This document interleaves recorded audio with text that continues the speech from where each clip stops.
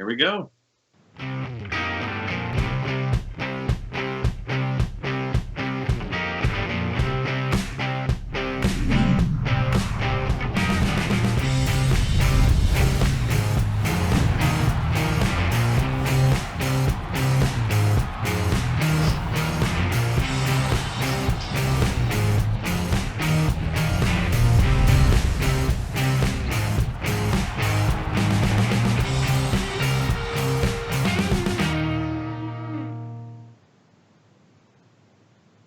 Here we go. Rachel Agnes is on the mentor deck that we all expected. And what the hell is Eric Froehlich doing? I don't know. So there's a Snapcaster. There's a demonic tutor. The word Leo Brew is underneath his name. Leo's got to be Leovold, right? Yeah. Unless he's on like some sort of Savannah Lions build because he needed acceleration. Leo the Lion? No, I'm pretty okay. Some sort of. So Eric built a deck. He built a Leovold deck, and so awesome. This should be cool. I think Jeremy Beaver made top 8 of the Eternal Extravaganza weekend with a deck featuring Leovold and Mana Gorger Hydra. So it's possible that Ifro is on that. Wow, Mana Gorger Hydra. Mana Gorger Hydra grows like a mentor. It grows really quickly. Sure. And it's very possible that that's what he's on. Can we talk for a second about how ridiculous Rachel's draw has been? She won the die roll. She went turn 1, Land Mox Mentor, turn 2, Ancestral. Yeah, that's kind of absurd. Yeah, this game is essentially over. I mean, what is Ifro supposed to do? If he's playing something like Dread of Night, I guess he's not out of it, but if he's playing Jeremy Beaver's list, he is. He's not. He wouldn't be called Leo Brew if he copied a list from last weekend. This is Eric saying, "All right, my targets are Rachel, Rich, and Brian. Let's go with a Leovold." Okay, sounds like he's going to end Tropical. So we see the green man, of course. He's going to Flusterstorm the Gataxian Probe. Fluster would not have countered the Ancestral because she had mana to pay for it. Unfortunately, but he's going to say no card and no knowledge for you. It also won't counter the Gataxian Probe because Rachel can Mental Misstep. If she wants to. Should she? Oh, yeah. Think about all the new friends she gets to make. I guess. I mean, I might be tempted to hold on to the Mental Misstep as a counterspell. I'm willing to 1-for-1 very aggressively when you have a mentor in play? Yeah. By the way, that mentor graphic is pretty spectacular. I don't know. Did Athena put those together? Because that's just great. Our opening credit crawl? Yeah. Yeah, that's Jeffrey Palmer, Living Cards MTG. Okay. Oh, he did a great job with that mentor one. I like that a lot. I do too. Yeah, he does good work. All right. Eric has a demonic tutor in his hand. So the question is, does he have a way out of this? He's also got an Abrupt Decay. So he can Abrupt Decay Monastery Mentor. That's uncounterable. He then has to clean up the tokens, however. The Time Walk doesn't buy him much. He gets the Time Walk, but not very much thereafter. Painful Truths. Great, sure. Well, the painful truth is you could have been playing a Gush list. All right. Snapcaster Mage. So, basically, Ifro is building 2 Explorers here. Literally, he's building 2 Explorers. And can you imagine how much better this would be if that Painful Truths were Gush? Instead of having to build his own discounted Time Warp, he'd have been able to Demonic Tutor and cast presumably either the Dread of Night type card or the Illness in the Ranks that he gets. So you think he's got main deck mentor hate, is your theory with that Demonic Tutor? In the name of having this be a relevant game, I hope so. Because otherwise... So he goes Painful Truths, tapping all his colored mana so they don't get to draw 3 cards, but this means he's going to take a hit from the... Well, it means he can't cast his Abrupt Decay is what it means. And in fact, yeah, he drew 1 colored source. He could have cast his Demonic Tutor, but he's choosing not to. Nope. All very interesting. He found a Force of Will, but has no blue card to go with it. So now she gets to have her friend Jace or her friend Dak hang out with her, and she gets to cast Gush. Interesting how Eric's line there is really interesting to me. Eschewing the Abrupt Decay or whatever the Demonic Tutor can get in favor of a 3-mana Painful Truths. Well, the only conclusion I can draw is that Eric doesn't have anything particularly great to demonic tutor for. Well, or he wanted he wanted something to defend it with. If he puts Rachel on Force of Will blue card, then he needs to go defend whatever silver bullet he does have. Meanwhile, Jace the Mind Sculptor is here. Eric does not have a blue card to pitch to his Force of Will. No. It's also just risky to throw a blind Wasteland against a Gush deck.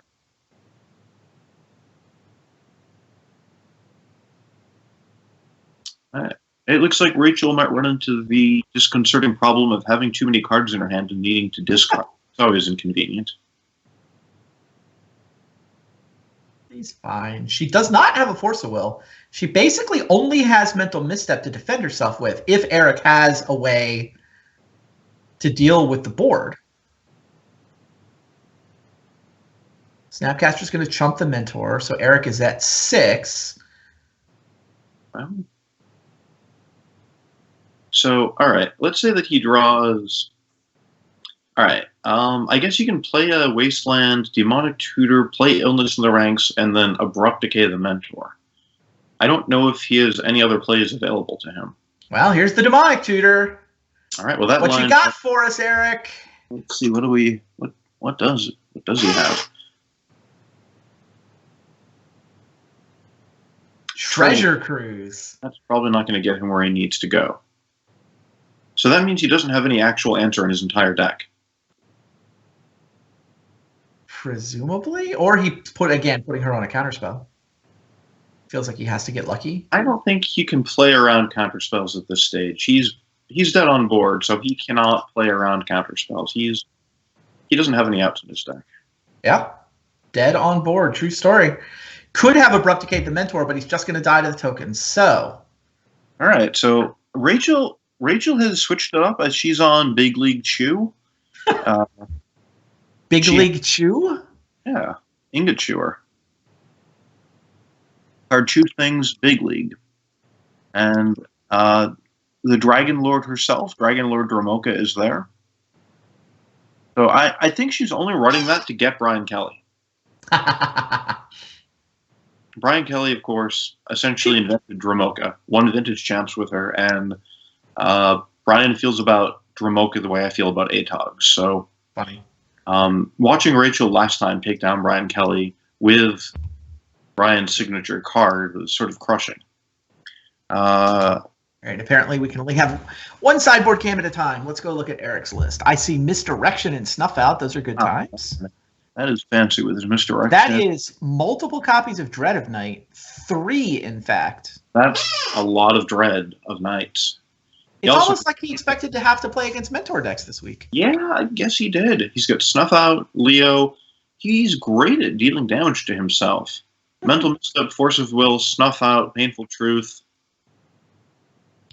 4 copies of Abrupt Decay, too, which is... It's a tricky metagame call. If you're worried about White Eldrazi, for example, then Abrupt Decay just doesn't get the job done as a removal spell in this format. So what card makes you go to the dentist for each color you pay to cast it? Painful Tooths? Painful. I was trying to figure out where you were going. I still got blindsided. So this is exciting because Ephro has Misty and Flusterstorm against Rachel's Ancestral. So this could be spectacular. I mean, Eric was clearly building a deck to beat Mentor, but her draw last game was just so good that yeah, she won anyway. I mean, I remember playing Affinity a lot back when Mirrodin was in Standard, and people would sit down across from you and say, hey there, I built this deck to do nothing but beat Affinity, and then you would smash them with your Affinity deck because it turns out nothing beat Affinity. She top-decked Library of Alexandria. Wow. So on the draw, instead of walking that Ancestral into Flusterstorm Misdirection, like it would have gotten misdirected there, right? Yeah. She goes for it.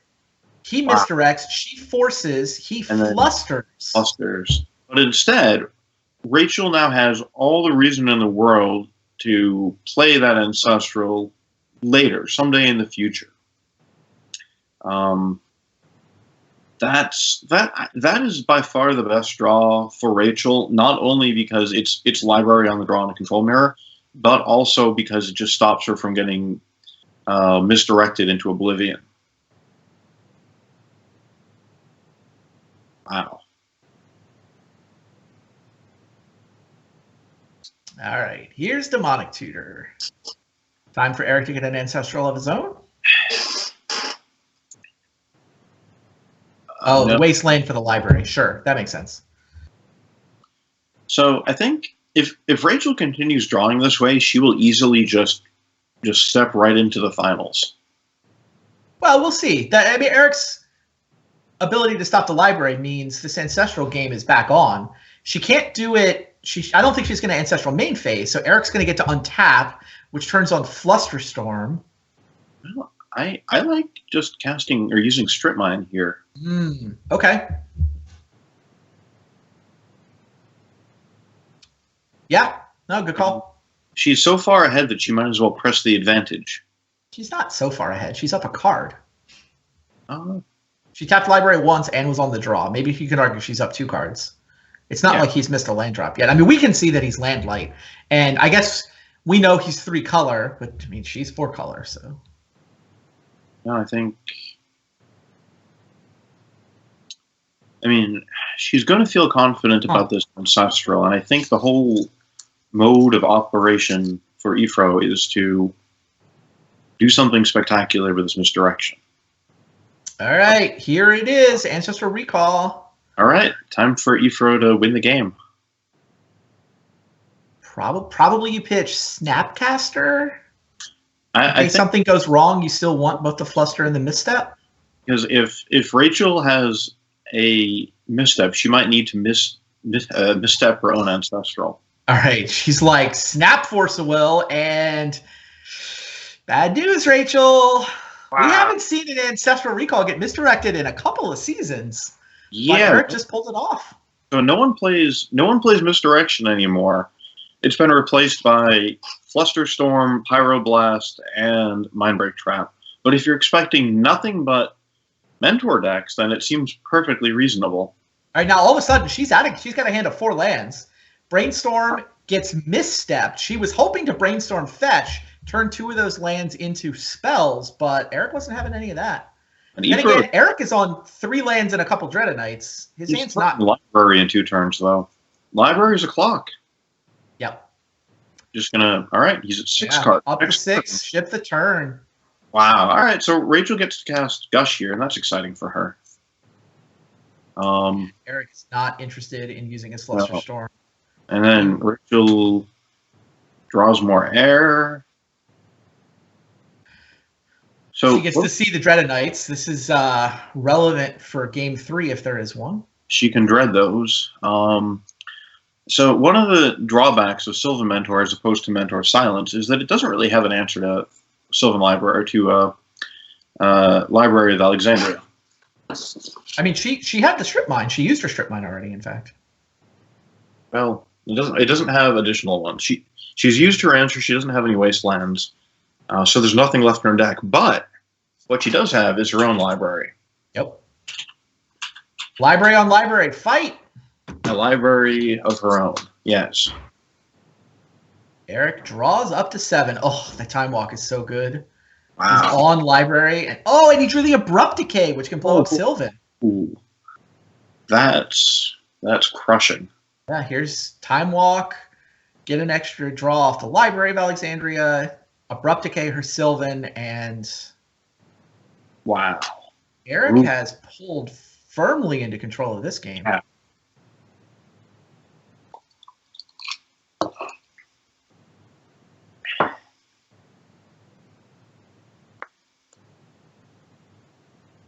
Rachel is probably really looking forward to going to the library, but looks like her library card has been revoked.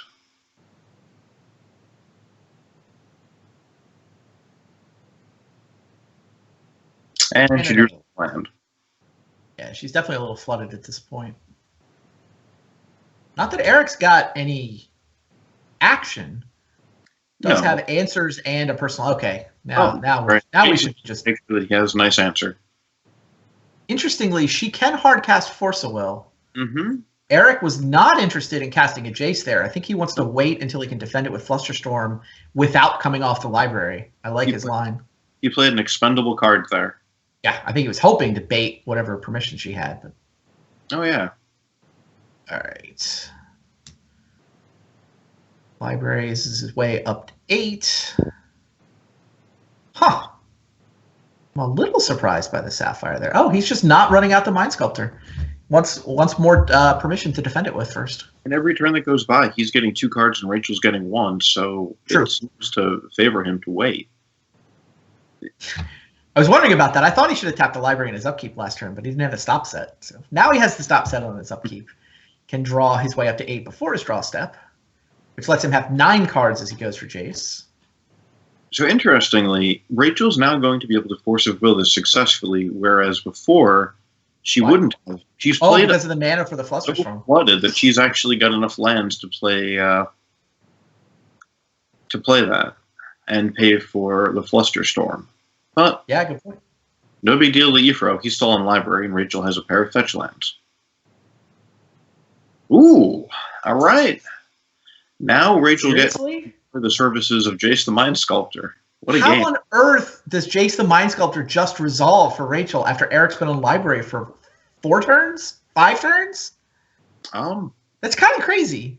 He's not playing... So, bug colors can't actually deal with Jace. His Abrupt Decays don't kill it, that's for sure. Nope. Jace is just too big, can't be decayed. What just happened? Well... So this is not... Yeah, sure. Yeah. With 7 cards, no problem. Have a second Planeswalker. Dak fades right in. Thank you, Flusterstorm the Gush. Oh, yeah. I mean, Flusterstorm is basically becoming quickly irrelevant. So, presumably, if Ifro had everyone's favorite Elven Advisor in play, none of this would be happening. Leovold would be a nice draw for him. True story. And it looks like Rachel gets to cycle away more garbage. She's gonna... Has she played a land yet? I don't remember. Okay, I don't either. Eric could have pondered last turn is I guess the only thing he could have done differently. I guess so. I mean we know randomly he could have gone for Jace a turn earlier and it would have worked, right? Right, but I mean... But the sequencing around the library was tricky. So he gets to time walk. Every turn that goes by, before Ifro is drawing 1 a turn, she has a brainstorm and a bunch of filtering every turn. Fireblock is a solid card.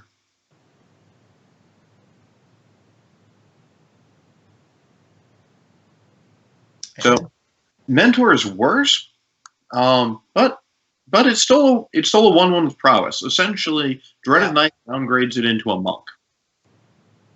It becomes a monk token. Second Dreaded Knight, though, means she's not attacking with mentors ever. Right. She's basically like, does she still have a Dromoka in her deck? Probably yes. And she has her good friend Jace right on the table. Yeah, she can win with a Planeswalker. I guess Dak doesn't actually win the game, but Jace does. Dak doesn't win the game, but Dak does make it much harder for her not to win the game. Dak with Pyroblast is good times. Yeah. You can target anything once you get the emblem, of course. Wow, Force of Will was his top card. Oh. If he had pondered last turn, he would have found a Force of Will. Have you noticed that every single time your opponent casts Ancestral, you draw Mental Misstep immediately? That's been my experience. 4 Pyroblasts. Does he? All right, I think this misstep takes him off the library, but he's kind of desperate right now. So I think he does need this Ponder to resolve. He gets to resolve Ponder. Oh, that's up to 6 and then 7 for the draw step, so he is still on the library. Right, but if he doesn't find a blue card, then he has to hardcast the Force, if he finds it. Oh, well, he certainly found a card. So if Rachel had kept the second Red Blast instead of the sword, she'd be in much better shape now. She kept both. They both got misstepped. She had a second Red Blast, hadn't she? They both got misstepped. Oh, wow, okay. Yeah, she did what she could, but it was Eric's turn. Now he just gets to resolve Jace despite all the card drawing shenanigans from her side. Crazy game. Yeah, Jace gets him back up to being on the library. So now it's Jace and a library versus Jace and a DAC. But Eric starts up a Force of Will and up a Dread of Night. Man, I thought Rachel was actually going to win this after what she got accomplished last turn, but now all of a sudden... Wow. There's the... That can't feel good to draw that mental misstep right here when it would have been so pivotal last time. That's true. On the other hand, she's going to be able to get a DAC emblem very soon.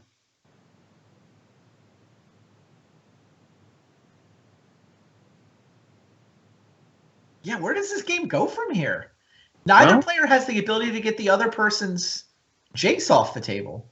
If Ifro plays a creature, then Rachel will be able to steal it. This game may well come down to a DAC or a Jace ultimate. And a DAC emblem to steal Leovold. Stealing Leovold seems like a big game here if you can pull it off. Oh, absolutely.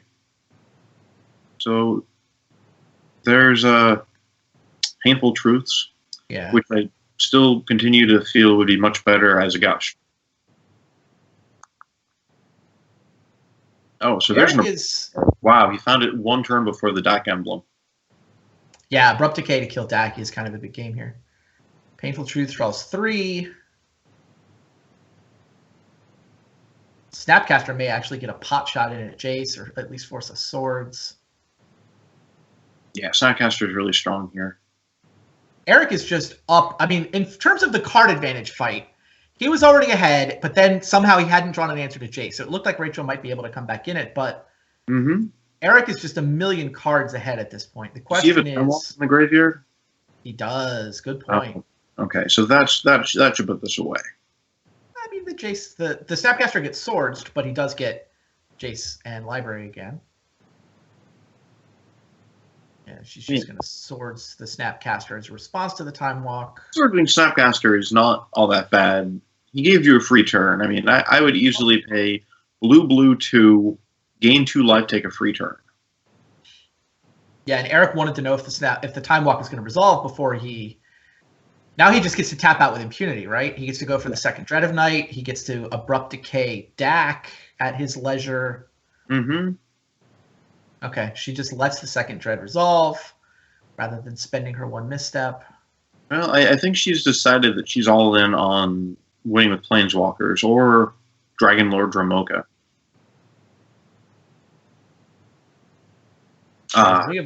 There's Leo.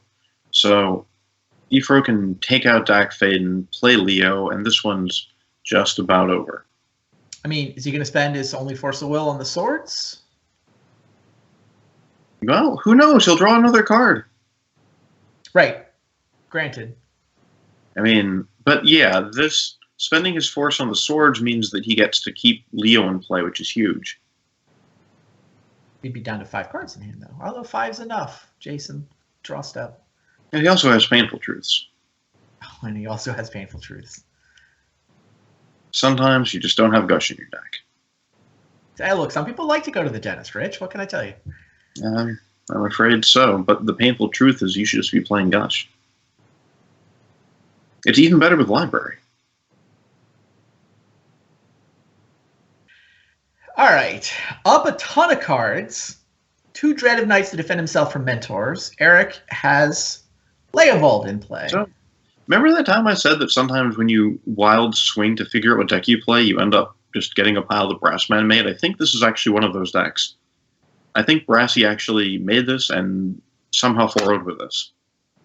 Nah, I think this is all Eric. Is it? Well, we'll find out soon. All right, here's the Swords for the Leovold. Yep, so Ifro can draw a card before considering his options. I mean, Rodrigo Tagores has also had success with Leovold. That's what he used to qualify with, obviously. And then Ifro can actually like hard casting it off the Lotus, because if Rachel has another Swords, then, well, Ifro can just draw a blue card. Yep, I agree with Hardcast Force. It is true that his defenses are temporarily down, but what can she have left, right? She's got 2 cards in her hand. Yeah, I mean, Eric got to just do all kinds of crazy things last turn. So yeah, you defend the Leovold. Eric found the Abrupt Decay, which was huge. If it weren't for that, this would be a very different camp. Dark Emblem would have made Leovold a lot scarier, that's for sure. Well, yeah, I mean, it doesn't even get snuffed out.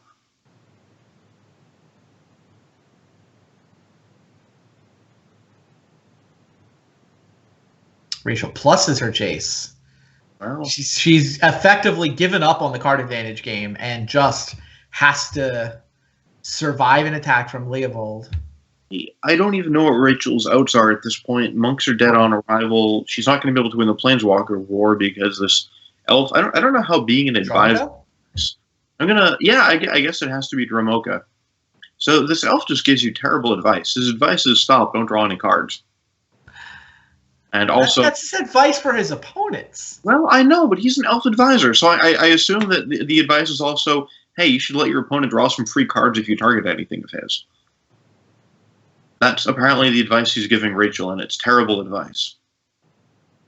Not her advisor. Well, how else do you explain the flavor of this card, right? Like,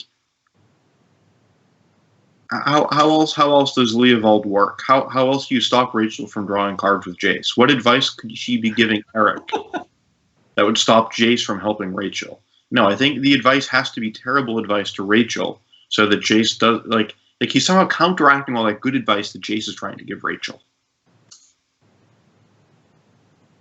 I don't know how else this could possibly work.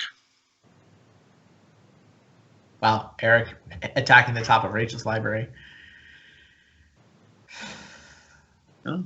Yeah, I mean, it's not like Rachel can use the brainstorm ability of her Jace anyway. Like, if Leovold really wanted to give Rachel bad advice, it would be use your 0. Instead of drawing extra cards, just put 2 on top. Yeah. That would be the truly terrible advice. That would be full-on mind slavery. But Leovold has somehow talked Jace out of bouncing Leovold, too. Well, yeah, he's saying, you could bounce me, but Ifro gets to draw a card. Think of the value. It's funny how either path basically kills Jace in 3 attacks. Yeah, Rachel and Jace are in sort of a no-win situation, but Ifro and Jace are doing great. I can't even try to come up with a flavor of how Jace is sort of playing both sides here. Jace is like a lot of friends. He's like some sort of horrible arms dealer. He's playing both sides against each other and just profiting off both of them. Look, is Jace going to win this game? Yes, Jace is going to be on the winning side. He's got it covered. Like someone selling munitions to 2 third-world countries. Yeah, Jace will win no matter who wins, because Jace is on both sides.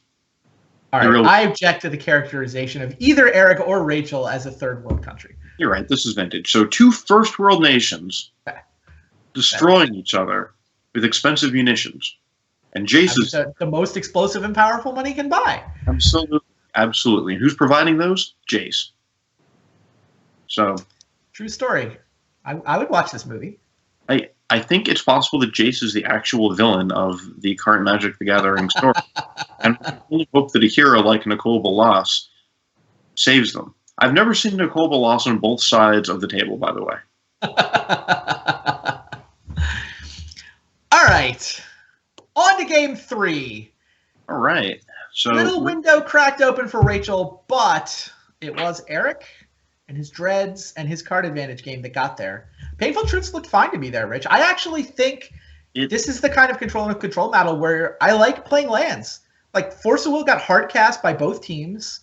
I think just making those land drops and having access to a lot of mana is actually a relevant thing here. Ifro cast 1 Painful Truths, and he had 2 Painful Truths languishing in his hand, wishing they could have been pitched to Force. The fact that it's not blue is a reasonable point. Like, Gush is clearly better in Rachel's deck because she's got Mentor, but it's not like Eric has a way to take advantage of super cheap spells. He just wants to draw extra cards. Painful Truths is 3 cards versus Gush's 2. I guess. It's not blue, though. That's a fine point. If it was blue, I feel like I could defend it. Oh, look, Ifro's cutting Painful Truths. Maybe he realized that Painful Truth isn't very good. Okay, that works out. All right, so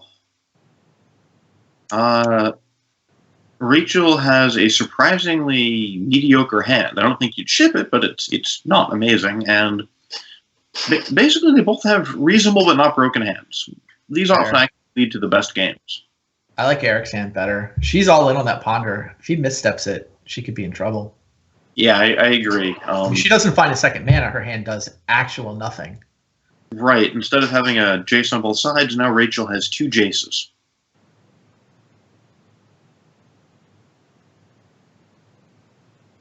I would still keep Rachel's hand, turn 1 ponder, and then immediately lose to mental misstep.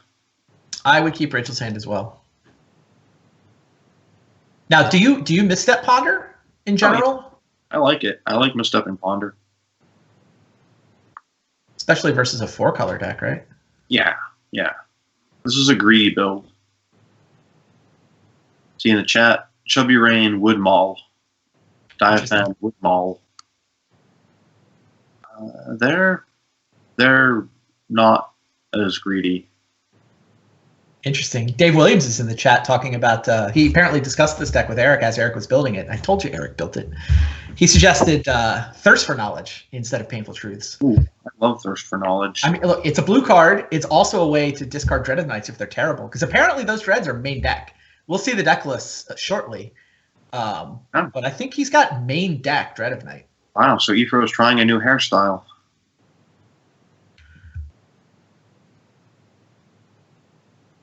Huh. I think this is Rachel in the tank on her mulligan decision. It's definitely her clock counting down. I would keep, but again, I would get, destroyed by this mental misstep. Yeah, I think you do misstep the first cantrip you see if you're Eric. I mean, if you had 2 missteps, it'd be an easy decision. All right, she keeps.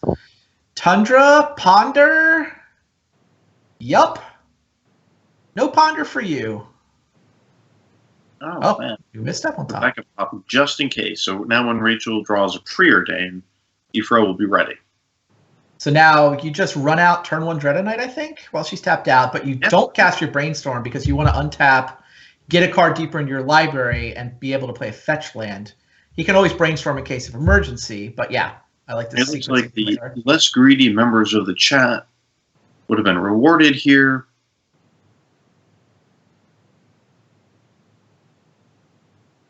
Yeah, she did find Force of Will, so is she contemplating Force of Will on Brainstorm? That doesn't sound right to me. That seems aggressive.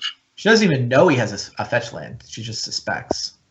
I mean, obviously it would be really good for her if she did in this particular scenario, but I can't imagine that being correct.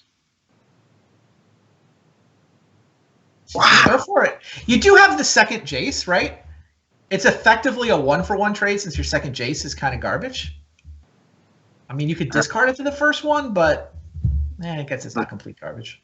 This worked out really well for Rachel. I never would have made that play, but it worked out spectacularly, which means that that tiny Jace can arrive. So, indeed, knocks off the top. I would not have forced that. I would not have forced that, but it worked out really well for Rachel forcing there.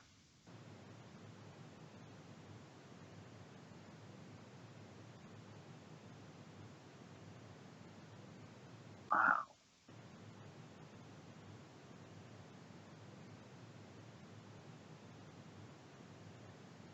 Like great soul read from Rachel on that Brainstorm.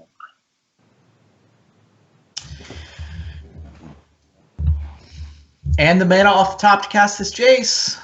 Yeah. Yeah. If Ifro doesn't have a solution, I mean, Rachel could easily run away with this.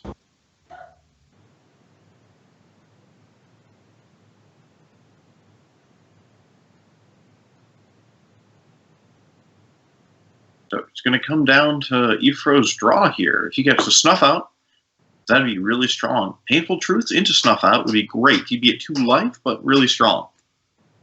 Snapcaster Mage. Brainstorm. Wow. That's also a great draw. Yep. So we have the eternal battle of the littlest Jace battling Snapcaster Mage, battling for the hearts and minds and deck space of vintage players the world over. True story. Speaking of hearts and minds, here's the elf himself. Yep. What do you put back? He's an elf. There he is. Misstep underground, play fetch land. I like that a lot, yeah. It means you can't force and misstep, but... Well, he could. He would just have to pitch the Elven Advisor. Oh, but, sure. I mean, there aren't a lot of things that Rachel could do that would make pitching Leo worthwhile. Right. And he's not obliged to crack this fetch land. He may actually choose to draw misstep next turn. We'll see what Eric decides. So Rachel can flip over into Planeswalker mode. She can play Dak Faden, and then use Dak on herself, and then she'll be able to get to Planeswalker mode of Tiny Jace. There's the fetch land. Here's the floating mana. It sure looks like Gush. She's having second thoughts. Well, she can lead Dak if she wants to. Gush's response to that, I don't know what the advantage of that would be. Seems like you Gush, get the information.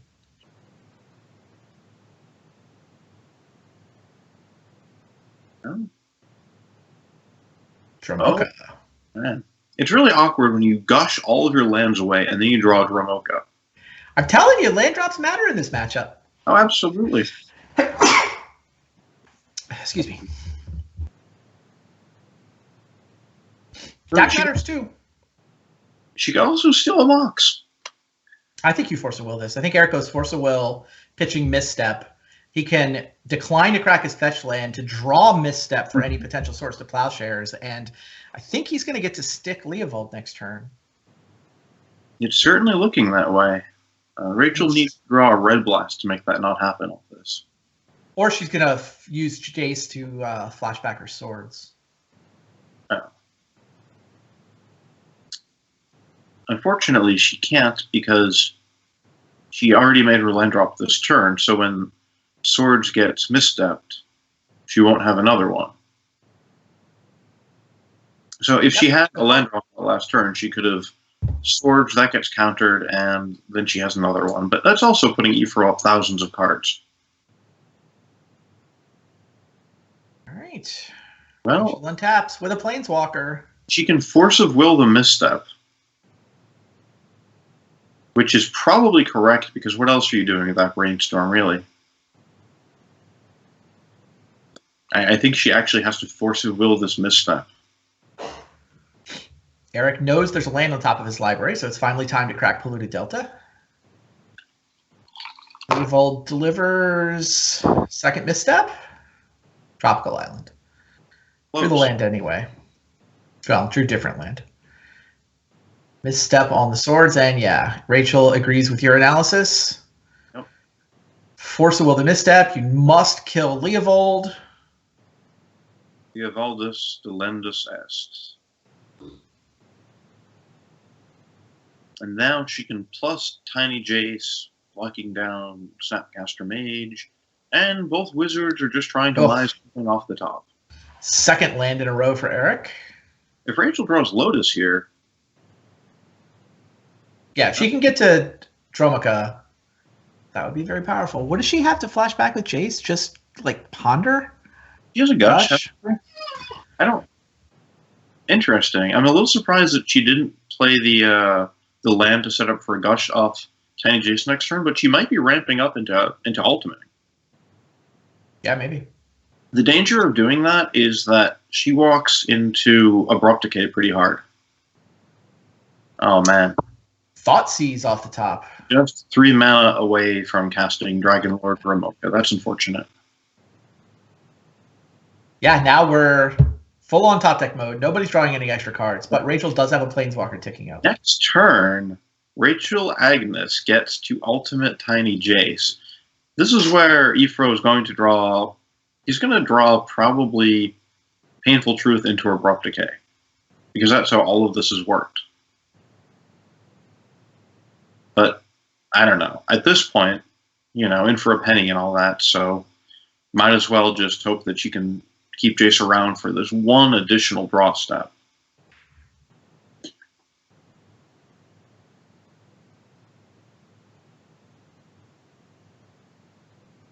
So the ultimate lets, whenever Rachel casts a spell, she can mill Ifro for 5. There's the painful truths. This is what I called. Now she's just going to draw into Abrupt Decay, and that's going to be it and all. 3 cards is a lot of cards. Larger cards. She's like, all right, I'm going to deal with Snapcaster now, so I don't have to keep ticking up to defend my Jace. That does seem reasonable here. I don't know. I feel like Snapcaster is the least painful creature. And wow. You have got to be kidding me. 3 lands? Painful truths. That is not the Abrupt Decay that I had called. That is absolutely nothing. So I think Rachel just snap goes for it here. Jace Emblem? Yeah. It would be way too greedy to do otherwise. Wow. Yeah, it's -9. Jace goes away. The one more tick up lets you keep your Planeswalker around. There's all the juice in the graveyard. But yeah, Abrupt Decay is the reason you want to go for it, right? You can't defend him from Abrupt Decay. You can't even find a counter for Abrupt Decay. So just -9 here.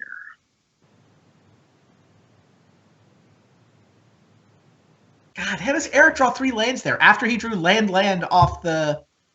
He's basically drawn 5 land, a Thoughtseizes, and a Painful Truths. This is why we build our decks with a bunch of preordains and gushes to prevent this from happening. It's true. His deck must have more land in it than a Mentor deck. Leo Brew, as good as non-Turbo Xerox decks can be, you just get these terrible inconsistent draws as opposed to the Mentor decks that have Gush and Dak Faden. All right, so Rachel... There we go! I like that a lot. Emblem. And let's get started. Here we go. Eric has 38 cards in his library as we start this process. 38 deck points. Down to 33 deck points. Oh, Gitaxian Probe. Look at that. 28 deck points. Yeah, so... And now Rachel has to feel good about this, right? You see that your opponent has nothing but a bunch of bricks in hand, and now she cannot cast this Gush. Oh man, there's right on time. This race is close. This is pretty exciting. What does Dak do? Nothing actually. I mean, he triggers the Jace Emblem, but... Well, so awkwardly, the Jace Emblem makes Ifro draw a card, right? Target opponent, it does target. Hilarious. That's the Abrupt hilarious. Decay. Yeah, Abrupt Decay. Where were you 2 turns ago when Tiny Jace could still be killed? Leovold knocks Rachel down to 10. What a ridiculous card Leovold is. Oh, but now Rachel can kill him. Unfortunately, this is going to let Ifro draw 2 cards. Why is Rachel not immediately pyroblasting Leovold? Don't know. Yeah, she targets Eric with the Jace Emblem. So he just got to draw a card that he wouldn't get to draw if Leovold was dead. Yeah. And it's an extremely relevant card, too. I don't know. I feel like she should have pyroblasted the... Did she just Dak herself with Leovold in play? Oh, wow. She just stacked targeting herself with Leovold in play. That was a mistake. Rachel. Yikes. Eric has the Abrupt Decay to kill the Dak. Although Dak seems to be playing for Team Eric there. Yeah. She just misunderstood what Leovold does with her Dak. Wow. Rachel is secretly casting him to Torok on herself. So... And now Eric has a Snapcaster Mage, too. What has he got? Oh, it doesn't matter what he has. How can it not matter? Are we done? Doesn't feel like we're completely done. I'm pretty sure we're done. Oh, Demonic Tutor. Demonic Tutor for Time Walk. Time Walk is going to knock Rachel to 2. And Eric has 17 deck points left. A lot of deck points these days. Unbelievable. Wow. Rachel's emblem does not quite get there. She missteps Instead of pyroblasting Leovold, she goes for the Dak to try to get extra value, not realizing that Leovold makes Dak into discard 2. She him to Turok herself. Well, or not really a him to Turok, more of a mind rot. But she mind rotted herself, and that probably cost her that game. That probably cost her the match. Yeah. Eric did not draw. He did not have a way to defend Dak, right? He drew the misdirection in there somewhere, but I don't think he had it in time. He drew the misdirection, and I don't think he had 5 untaps. Unbelievable. What a crazy game. Both players really strong draws. I agree with what Rachel did with getting the emblem. I don't think I particularly like playing Dak and targeting herself. Well, obviously, she just flat punted. I mean, there's no other word for it.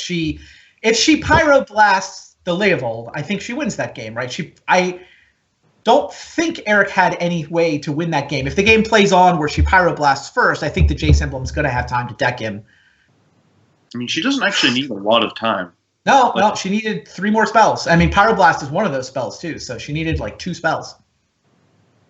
Crazy. Yeah. Wow. Chat's saying he would have drawn the misdirection off the Pyro, but did he have the mana? He didn't have a blue card. I don't think he had – did he have 5 mana to hardcast misdirection? If he could defend his Leovold, I think he might win anyway. The fact that the Jace emblem targets is just crazy there, how good Leovold was against Jace emblem. Anyway, bracket. That was match number 1. We've got 5 more matches for you at least, and maybe even a 6th. Am I? Yeah, it's about time for you to play. There you see Eric has moved on to match number 3. He will be taking on the winner of the match we're about to watch between Brian Kelly and Rich Shea. I can't wait to stumble into work completely useless tomorrow. It'll be fine. Come on, what could be more important than playing 7 grueling matches of Magic and trying to get to the playoffs? I can't think of anything. Yeah, there's no job that can compete with that. You took a nap this afternoon. You'll be fine. And as you guys could see from the bracket, Rachel's still in this. She has picked up her first loss, so she dropped down into the losers bracket. But she'll be back in match number 4. And in fact, she'll be back right after these messages. Rich, good luck to you. We'll let you go get ready to play Brian Kelly. And when we come back, Eric and Rachel can break down the crazy match they just played. Stay tuned. All right.